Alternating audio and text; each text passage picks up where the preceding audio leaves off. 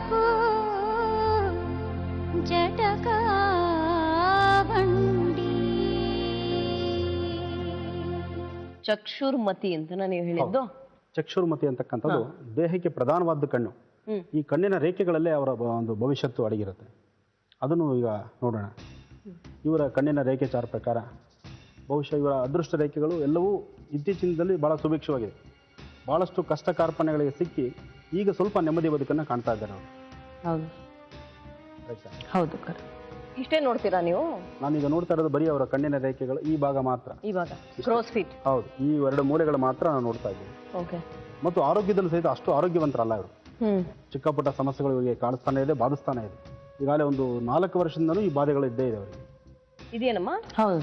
ಏನಿದೆ ಆರೋಗ್ಯ ತೊಂದರೆ? ಅದೇ ಒಂದ್ಸಲ ಸ್ಟಮಕ್ ಪೇನ್ ಇರುತ್ತೆ, ಒಂದ್ಸಲ ಇದ್ದಂಗೆ ಒಂದ್ಸಲ ಇರೋದಿಲ್ಲ. ಮನೆಗಳೆಲ್ಲ ಮಾಡ್ಕೊಳಕ್ ಆಗ್ತಿಲ್ವಾ? ಎಲ್ಲ ಮಾಡ್ಕೊಳ್ತೀನಿ, ಬಟ್ ಫ್ಲಕ್ಚುಯೇಷನ್ ಆಗ್ತಾನೆ ಇರುತ್ತೆ. ಬಿಸ್ನೆಸ್ ಅಲ್ಲೂ ಮಾಡ್ತೀನಿ, ಎಲ್ಲಾ ಕೆಲಸ ಮಾಡ್ತೀನಿ, ಬಟ್ ಒಂದ್ಸಲ ಜಾಸ್ತಿ ತಲೆನೋವು ಜಾಸ್ತಿ ಯಾವಾಗ್ಲೂ ಇದ್ದೇ ಇರುತ್ತೆ. ಮೈಗ್ರೇನಾ? ಮೈಗ್ರೇನ್ ಫುಲ್ ಸಿಕ್ಕಾಪಟ್ಟೆ ಟ್ರೀಟ್ಮೆಂಟ್ ತಗೊಂಡ್ರು ಏನು ಇಂಪ್ರೂವ್ಮೆಂಟ್ ಏನೂ ಇಲ್ಲ. ಇದು ಇದಕ್ಕೆ ನಮ್ಮಲ್ಲಿ ಒಂದು ಪರಿಹಾರ ಅಂತಂದ್ರೆ ಇದು ಗ್ರಹ ನಿಯಮಗಳ ಚಾರ ಅಂತ ನಾವು ಹೇಳ್ತೀವಿ. ಒಂದೊಂದು ಗ್ರಹ ಒಂದೊಂದು ದೇಹದಲ್ಲಿ, ನವಗ್ರಹಗಳು 9 ಗ್ರಹಗಳು ಒಂದೊಂದು ಭಾಗವನ್ನು ಆಯ್ಕೆ ಮಾಡಿಕೊಂಡು ಒಂದೊಂದು ಜಾಗದಲ್ಲಿ ನಿಂತು ಆಯಾ ಕೆಲಸಗಳನ್ನು ನಿರ್ಮಿಸ್ತಾ ಇರುತ್ತೆ. ಹಾಗೆ ಈ ಇನ್ನೊಂದು ವರ್ಷ ಕಳೆದ್ರೆ ಅವಾಗ ಈ ತರಹ ಸಮಸ್ಯೆಗಳಿಂದ ದೂರ ಆಗ್ಬಿಡ್ತಾರೆ. ಅವಾಗ ನೆಮ್ಮದಿ ಏನಾಗುತ್ತೆ? ಗ್ರಹಗಳೆಲ್ಲ ಜಾಗ ಬದಲಾಯಿಸುವಾಗ ಇದೆಲ್ಲ ಸರಿ ಆಗುತ್ತೆ. ಪ್ರತಿಯೊಬ್ಬ ಮನುಷ್ಯನ ಭವಿಷ್ಯತ್ತು ಸಹಿತ ಗ್ರಹಗಳನ್ನು ಆಧಾರವಾಗಿರತಕ್ಕಂಥ. ಶುಕ್ರನ ಪವರ್ ಚೆನ್ನಾಗಿದೆ ಅಂದ್ರೆ ಮುಖದ ವರ್ಚಸ್ಸು ಎತ್ತಿ ಕಾಣುತ್ತೆ. ಹಾಗೆ ಇವರ ಒಂದು ಮುಖಲಕ್ಷಣ ಚಾರ ಪ್ರಕಾರ ಈ ಆರೋಗ್ಯ ಸ್ಥಿತಿ ಇನ್ನು 1 ವರ್ಷದಲ್ಲಿ ಬಹಳಷ್ಟು ಸುಧಾರಣೆ ಬರುತ್ತೆ. ಮತ್ತೆ ಇವರು ಇಲ್ಲಿ ವೇದಿಕೆಗೆ ಬಂದು ಇವರು ಇದ್ರ ಬಗ್ಗೆ ಆಲೋಚನೆ ಮಾಡ್ತಾ ಇರೋದು ಸಹಿತ ಆರೋಗ್ಯದ ಬಗ್ಗೆನೇ ಅವ್ರ ಮೇನ್ ಉದ್ದೇಶ. ನನ್ನ ಆರೋಗ್ಯ ಹೇಗೆ ಮುಂದೆ ಹೇಗೆ ಗುಣ ಆಗುತ್ತೆ, ಯಾವ ರೀತಿ ಆಗುತ್ತೆ ಅನ್ನೋದ್ರ ಬಗ್ಗೆನೇ ಮನಸ್ಥಿತಿ ಇಟ್ಕೊಂಡಿದ್ದಾರೆ ಅವರು. ಈಗ ನನ್ನ ಮುಂದೆ ಇಟ್ಟಿರೋ ಪ್ರಶ್ನೆನೂ ಅದೇನೇ ಅವರು. ಕರೆಕ್ಟಾ? ಬಿಟ್ಟರೆ ಮಿಕ್ಕಂತ ಏನು ಪ್ರಾಬ್ಲಮ್ ಇಲ್ಲ. ವಾಸ್ತುವಿನಲ್ಲಿ ಬಹಳ ಚೆನ್ನಾಗಿದೆ, ಅದೃಷ್ಟವಂತರ ಇವರು. ಯಾಕೆಂದ್ರೆ ಇವರು ಅದೃಷ್ಟ ಅಂತಕ್ಕಂಥದ್ದು ಬಹಳಷ್ಟು ಸಮಸ್ಯೆಗಳಿಂದ ಬಂದಿರತಕ್ಕಂಥವ್ರು. ಸಮಸ್ಯೆ ಅಂದರೆ ಕಷ್ಟ ಅಂದರೆ ಎಷ್ಟೋ ಸತಿ ಇವರು ತಗೊಳ್ಳೋ ತೀರ್ಮಾನಗಳೇ ಬೇರೆ ಬೇರೆ ಥರ ತಗೊಂಡಿರ್ತಾರೆ. ಅಂದರೆ ಯಾವುದೂ ಸೆಟೆಟ್ ಆಗ್ತಾ ಇಲ್ವಲ್ಲ, ನಮಗೆಲ್ಲೂ ಸರಿಯಾದಂಥ ದಾರಿದೀಪ ಆಗಲಿಲ್ವಲ್ಲ, ನಮ್ಮ ಮುಂದಿನ ಬೆಳಕೆಲ್ಲ ಕತ್ಲಾಗಿದೆಯಲ್ಲ ಅನ್ನೋದೇ ಈ ತರಹ. ಬಟ್ ಈಗ ಪ್ರಸ್ತುತ ಒಂದು 4 ತಿಂಗಳಿಂದ ಈಚೆಗಂಟು ಸ್ವಲ್ಪ ಸುಧಾರಣೆ ಇದೆ ಅಂತಲೇ ಹೇಳ್ಬೋದು. ಆ ತರಹ ಇದೆ. ಬಿಟ್ಟರೆ ಇನ್ನು ಇವರು ಮನೆಯವರ ಒಂದು ದಾಂಪತ್ಯ ಜೀವನವೂ ಅಷ್ಟೇ ಚೆನ್ನಾಗಿದೆ, ತೊಂದರೆ ಇಲ್ಲ. ನಿಮ್ಮ ಮನೆಯವರ ವ್ಯಾವಹಾರಿಕವಾಗಿ ಇತ್ತೀಚಿನದಲ್ಲಿ ಅವರು ಚೆನ್ನಾಗಿ ಅಭಿವೃದ್ಧಿ ಬರ್ತಾ ಇದ್ದಾರೆ. ಬಹುಶಃ ದೇವರಿಗೆ ಸಮೀಪವಾಗಿ ದೇವರಿಗೆ ಅನುಕೂಲವಾಗುವಂತಹ ಕೆಲವು ಪುಷ್ಪಗಳಾಗ್ಬೋದು ಅಥವಾ ಪೂಜಾ ಸಾಮಗ್ರಿಗಳಾಗ್ಬೋದು, ಮಂಗಳ ದ್ರವ್ಯಗಳಾಗ್ಬೋದು, ಇಂಥದನ್ನ ಅನುಷ್ಠಾನಕ್ಕೆ ಇಂಥದ್ರಲ್ಲೇ ಜೀವನ ನಡೆಸ್ತಾ ಇರ್ತಕ್ಕಂಥದ್ದು ಅಂತ ನಾವು ನಿಮ್ಗೆ ಹೇಳ್ಬೋದು. ಏನು ಬಿಸ್ನೆಸ್ ಮಾಡ್ತಾರೆ ನಿಮ್ಮ ಮನೆಯವರು? Flower decoration, marriage decorators. ಅಂದರೆ ಆ ಹೂವು ಸದಾ ಭಗವಂತನ ಪಾದಕ್ಕೆ ಹೋಗ್ತಕ್ಕಂಥದ್ದು. ಒಳ್ಳೇದಾಯ್ತು, ತೊಂದರೆ ಇಲ್ಲ, ಚೆನ್ನಾಗಿದೆ, ಭವಿಷ್ಯತ್ತು ಚೆನ್ನಾಗಿದೆ. 2 ಹೆಣ್ಮಕ್ಳು ಓದ್ತಾ ಇದಾರ? ದೊಡ್ಡವಳು ಫಸ್ಟ್ ಸೆಕೆಂಡ್ PUC ಮಾಡ್ತಿದ್ದಾಳೆ, ಚಿಕ್ಕವಳು ಇವಾಗ 5th ಸ್ಟ್ಯಾಂಡರ್ಡ್. ದೊಡ್ಡ ಹುಡುಗಿನೂ ಒಳ್ಳೆ ವಿದ್ಯಾವಂತನೇ. ವಿದ್ಯೆಗೆಲ್ಲೂ ಕೊಡ್ತಾ ಇಲ್ಲ ನಿಮ್ಮ ಮನೆಯಲ್ಲಿ. ಅವ್ರು ನೀವು ಓದಿ ಬಲವಂತ ಪಡಿಸಿ ಓದಿಸ್ಬೇಕಂತ ಏನಿಲ್ಲ. ಅವ್ರ ಪಾಡ್ಗೆ ಅವ್ರು ಓದೋದು, ಅವ್ರ ಪಾಡ್ಗೆ ಅವ್ರು ಕೂತ್ಕೊಳ್ಳೋದು, ಒಳ್ಳೆ ಮೆಮೊರಿ ಚೆನ್ನಾಗಿದೆ. ಕ್ಲಾಸಲ್ಲಿ ಇವತ್ತು ಒಳ್ಳೆ ಹೆಸರು ತಗೊಂಡಿದ್ದಾರೆ, ಚೆನ್ನಾಗಿದೆ. ಎಲ್ಲ ಕಡೆಯಿಂದಲೂ ಪರವಾಗಿಲ್ಲ. ನಿಮ್ಮ ಅದೃಷ್ಟ ರೇಖೆಗಳು ಬಹಳ ಚೆನ್ನಾಗಿದೆ. ನೋವು ಅಂದರೆ ಒಂದೇ ನಿಮ್ಮ ಒಂದು ಹೆಲ್ತ್ ಆರೋಗ್ಯದ ಬಗ್ಗೆ ಒಂದು ಚಿಂತನೆ ಇದೆ ಅಷ್ಟೇ ನಿಮಗೆ. ಇನ್ಯಾವುದ್ರ ಬಗ್ಗೆನೂ ಅವ್ರ ಆಲೋಚನೆ ಇಲ್ಲ. ಅದು ಸಹಿತ ಸದ್ಯದಲ್ಲೇ ಗುಣ ಆಗುತ್ತೆ. ಇನ್ನೇನಾದ್ರು ಪ್ರತ್ಯೇಕವಾಗಿ ನಿಮ್ಗೆ ಪ್ರಶ್ನೆ ಇದ್ರೆ ಮುಂದುವರಿಸಿ. ಮಗಳ ಬಗ್ಗೆ ಎಜುಕೇಶನ್ ಬಗ್ಗೆ ಕೇಳಬೇಕು. ಮಗಳ ವಿದ್ಯಾಭ್ಯಾಸ ಚೆನ್ನಾಗಿರೋದ್ರಿಂದ ಅವಳ ಬಗ್ಗೆ ನೀವು ಚಿಂತನೆ ಮಾಡಬೇಡಿ. ಇಲ್ಲಿವರೆಗೂ ನೀವು ಅವಳ ಬಗ್ಗೆ ಆಲೋಚನೆ ಮಾಡೋದೇ ಇಲ್ಲ. ನನ್ನ ಮಗಳನ್ನ ಬಲವಂತ ಕೂಡಿಸಿ ಓದಿಸ್ಬೇಕು ಅನ್ನೋದೇನಿಲ್ಲ. ಅವಳ ಪಾಡುಗಳು ಓದ್ತಿದ್ದಾಳೆ, ಅವಳ ಪಾಡುಗಳು ಒಳ್ಳೆ ಮಾರ್ಕ್ಸ್ ತಗೊಳ್ತಾ ಇದ್ದಾಳೆ, ಕ್ಲಾಸಲ್ಲಿ ಒಳ್ಳೆ ಹೆಸರು ಮಾಡಿದ್ದಾಳೆ, ಚೆನ್ನಾಗಿದೆ. ಫ್ರೆಂಡ್ ಸರ್ಕಲ್ ಸ್ವಲ್ಪ ಅವಳಿಗೆ ಸೆಟ್ ಆಗ್ತಾ ಇಲ್ಲ. ಅವಳು ಹೈಸ್ಕೂಲಿಂದ ಇದೇ ಪ್ರಾಬ್ಲಮ್ಸ್ ಇದೆ. ಅದು ಏನಾದ್ರು ತುಂಬಾ ತೊಂದರೆ ಬರುತ್ತಾ ಇವಳಿಗೆ ಮುಂದೆ? ಅತಿಯಾದಂತ ಫ್ರೆಂಡ್ಶಿಪ್ ಇದೆಯಲ್ಲ, ಅದು ಎಲ್ಲೋ ಒಂದ್ ಕಡೆ ಸಮಸ್ಯೆಗೆ ದಾರಿ ಮಾಡ್ಕೊಡುತ್ತೆ. ಅವ್ರೀಗ ಯಾರು ನಮಗೆ ಫ್ರೆಂಡ್ಸ್ ಬೇಡ, ನನ್ನ ಓದು, ನನ್ನ ವಿದ್ಯಾಭ್ಯಾಸ, ನಾನು ಅದ್ರ ಕಡೆ ಮಾತ್ರ ಕಾನ್ಸಂಟ್ರೇಟ್ ಮಾಡೋದ್ರಿಂದ ಅವ್ರು ಚೆನ್ನಾಗಿರ್ತಾರೆ ಬಿಡಿ. ನನಗೆ ಒಂದು ವಿಚಾರ ಹೇಳಿ, ಒಳ್ಳೇದಾಗತ್ತೆ ಅಂತ ಭರವಸೆ ಕೊಡ್ತಾ ಇದ್ದೀರಿ, ಪ್ರಾಯಶಃ ಇವ್ರಿಗೆ ಒಳ್ಳೇದಾಗತ್ತೆ, ಒಳ್ಳೇದಾಗಲ್ಲ ಅನ್ನಿಸಿದಾಗ ಅದನ್ನು ಹೇಳ್ತೀರೇನು? ಖಂಡಿತ. ಈಗ ಇಷ್ಟು ನಾವು ತೂಕವಾಗಿ ಇದ್ರ ಬಗ್ಗೆ ನಾನು ಮಾತಾಡುವಾಗ ಕೆಟ್ಟದ್ರ ಬಗ್ಗೆನೂ ನಾನು ತಿಳಿಸಲೇಬೇಕು. ಕೆಟ್ಟದ್ದು ಮುಂದೆ ಆಗುತ್ತೆ ಅನ್ನೋದು ನಮಗೆ ತಿಳಿದ ತಕ್ಷಣ ಅದನ್ನ ಇದಕ್ಕೆ ಪರಿಹಾರ ಹೀಗಿದೆ, ಇದು ಮಾಡ್ಕೊಳ್ಳಿ ಅಂತ ನಾವು ಹೇಳ್ಬಿಡ್ತೀವಿ. ಸೊ ಎಚ್ಚರಿಸ್ತೀರಿ? ಖಂಡಿತ. ನಿಮ್ಗೆ ಆರೋಗ್ಯದಲ್ಲಿ ಬಾಧೆ ಬರುತ್ತೆ ಅಂತನೋ, ಅಥವಾ ನಿಮ್ಗೆ ನಿಮ್ ಬಿಸ್ನೆಸ್ ಅಲ್ಲಿ ತೊಂದರೆ ಆಗುತ್ತೆ ಅಂತನೋ, ಅಥವಾ ಮಕ್ಕಳು ಭವಿಷ್ಯದಲ್ಲಿ ಸರಿಯಾಗಿ ಓದಲ್ಲ ಅಂತನೋ, ಇದೆಲ್ಲಾನು ಹೇಳ್ಬಿಡ್ತೀರಾ? 100%. ಈಗ ಅವ್ರ ಮಕ್ಕಳು ಚೆನ್ನಾಗಿ ಓದ್ತಾ ಇದಾರೆ ಅಂತ ನಾನು ಹೇಳಿದ್ದೀರಲ್ಲ, ಅದನ್ನ ಹೇಳ್ಬೋದಾಗಿತ್ತಲ್ಲ. ಅವ್ರು ನನ್ನ ಮಕ್ಕಳು ಸರಿಯಾಗಿ ಓದ್ತಾ ಇಲ್ಲ ಅಥವಾ ಇಲ್ಲ, ನಾನು ಇವ್ರ ಬಗ್ಗೆ ಕೇಳ್ತಾ ಇಲ್ಲ. ಜನರಲಿ ಮಾತ್ರ ಯಾರಾದ್ರೂ ಬಂದ್ರೆ ನೋಡಿ ಎಲ್ಲ ಒಳ್ಳೇದೇ ಹೇಳ್ತಾರಲ್ಲ, ಕೆಟ್ಟದ್ದು ಯಾರು ಹೇಳಲ್ವಲ್ಲ ಫಸ್ಟ್ ಹೇಳ್ತಕ್ಕಂಥದ್ದು, ಫಸ್ಟ್ ತೋರಿಸೋದೇ ಅದು. ಫಸ್ಟ್ ಅಲ್ಲಿ ನೀವು ಎಚ್ಚರಿಕೆಯಾಗಿ ಅಲ್ಲಿ ನೀವು ಸರಿಯಾದ ರೀತಿ ಇರಿ. ಈಗ ಮುಂದೆ ಯಾವುದೋ ಒಂದು ಆಕ್ಸಿಡೆಂಟ್ ಸನ್ನಿವೇಶ ಇರುತ್ತೆ, ನಾಳೆ ಇನ್ನೊಂದು 15 ದಿವಸದಲ್ಲಿ ಏನೋ ಒಂದು ಪೆಟ್ಟಾಗುತ್ತೆ, ಅಥವಾ ನಾಳೆ ನಿಮ್ಮನೇಲಿ ಒಂದು ವ್ಯಾಜ್ಯ ನಡೆಯುವಂಥ ಕಾಲ ಬರುತ್ತೆ. ಅಂಥದ್ದು ನಮಗೆ ಗೋಚರಿಸಿದ ತಕ್ಷಣ ಫಸ್ಟ್ ಹೇಳ್ತೀವಿ ಇದನ್ನು ಈ ಥರ ಇದೆ, ಹೀಗೆ ಮಾಡಿ, ಅಥವಾ ನೀವು ಇಷ್ಟು ದಿವಸ ಪ್ರಯಾಣ ಮಾಡಬೇಡಿ, ಇಂಥ ದಿವಸ ನೀವು ವೆಹಿಕಲಲ್ಲಿ ಓಡಾಡಬೇಡಿ, ಇದೆಲ್ಲ ನಾವು ಮುಂಚಿತವಾಗಿ ತಿಳಿಸ್ತೀವಿ. ಆ ಥರ ಎಷ್ಟೋ ನಡೆದಿದೆ ಸಹಿತ. ಈ ಸಾವು ಬರುತ್ತೆ ಅಂದ್ರೆ ಸಾಮಾನ್ಯವಾಗಿ ಭವಿಷ್ಯ ಹೇಳಲ್ಲ ಅಂತ ಹೇಳ್ತಾರಲ್ಲ, ಹೌದಾ? ಮನುಷ್ಯ ಇನ್ನು 10 ನಿಮಿಷಕ್ಕೆ ಸಾಯ್ತಾನೆ ಅಂತ ಗೋಚರಿಸಿದ್ರು ಅಂಥ ವ್ಯಕ್ತಿಗೆ ನಾವು ಹೇಳ್ತಕ್ಕಂಥದ್ದು ಮಹಾಪರಾಧ. ನಾವು ಹೇಳಬೇಕು, ನೀನು 100 ವರ್ಷ ಬದುಕ್ತೀಯಾ, 100 ವರ್ಷ ಚೆನ್ನಾಗಿರ್ತೀಯಾ. ಅದ್ ನಿಮ್ಮ ಧರ್ಮನ, ನಿಮ್ಮ ಜ್ಯೋತಿಷಿಗಳ ಧರ್ಮ? ಜ್ಯೋತಿಷಿಗಳ ಒಬ್ಬರ ಧರ್ಮ ಅಲ್ಲ. ಡಾಕ್ಟರ್ ಹೇಳ್ತಾರ?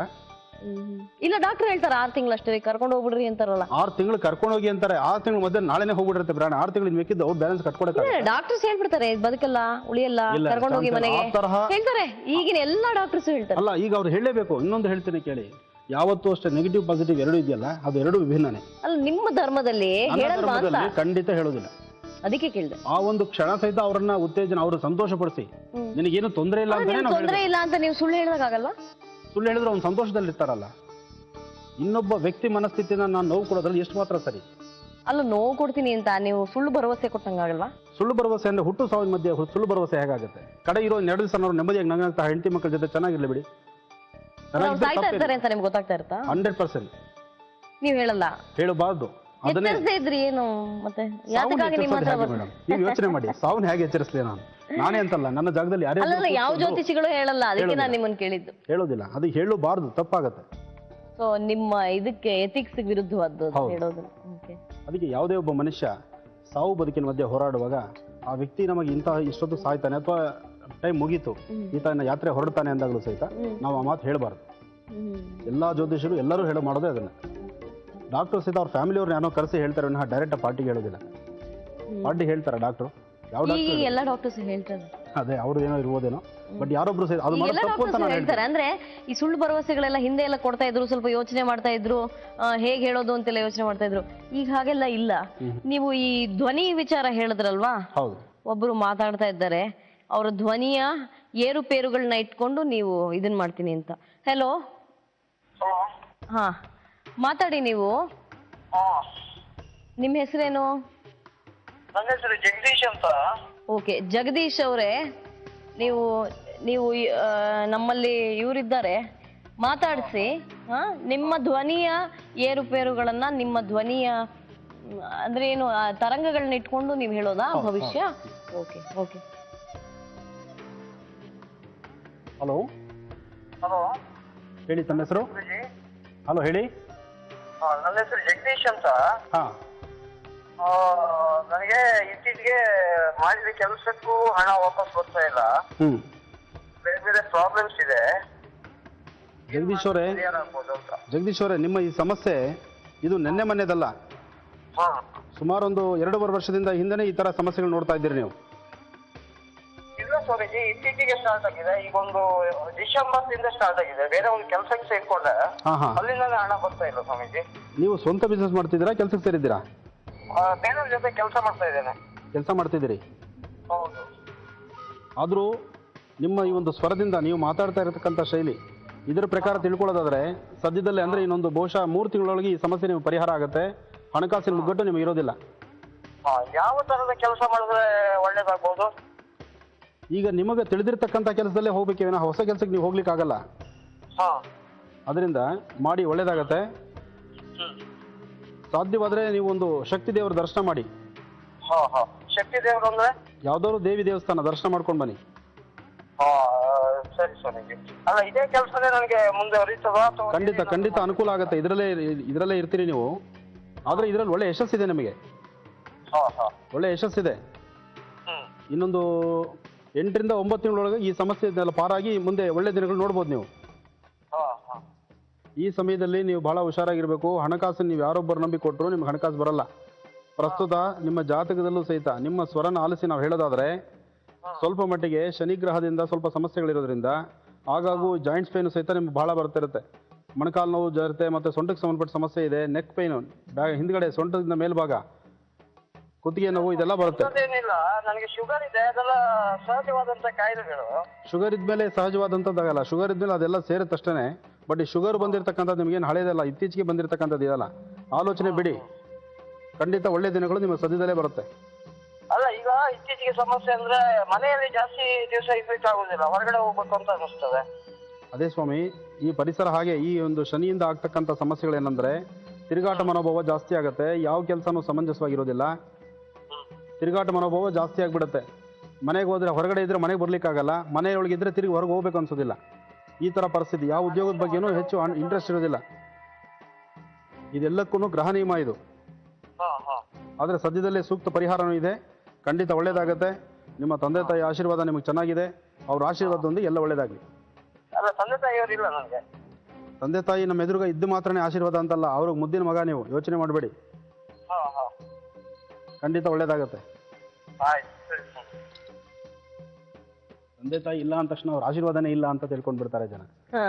ಈಗ ಅವ್ರ ಆಲೋಚನೆ ತಾನು ತಂದೆ ತಾಯಿ ಆಶೀರ್ವಾದ ಅಂತಂದ್ರೆ ಸೃಷ್ಟಿನಲ್ಲಿ ಅವ್ರಿಗಿನ ದೊಡ್ಡವ್ರು ಯಾರಿದ್ದಾರೆ? ನಾವು ಎಷ್ಟು ದೇವಸ್ಥಾನಕ್ಕೆ ಹೋಗಿ ಬನ್ನಿ ಅಂದ್ರೆ ಅದು ಎಲ್ಲೋ ನಾವು ನಮ್ಮದೇ ಆದಂತಹ ದಾರಿನಲ್ಲಿ ನಾವು ಹೇಳ್ತಿರ್ತೇವೆ ಅಷ್ಟೇ. ಬಟ್ ಅದಕ್ಕೂ ಮೂಲವಾಗಿ ಪ್ರತ್ಯಕ್ಷವಾಗಿ ಕಾಣುವಂತಹ ತಂದೆ ತಾಯಿ ಅವ್ರನ್ನೇ ಸುತ್ತಿ ಬಂದ್ಬಿಡ್ಬೇಕು ಅಂತನಾ ಗಣೇಶನ್ ತರ? ತಪ್ಪೇ ಇಲ್ಲ, ಅವರಿಂದ ನಾವು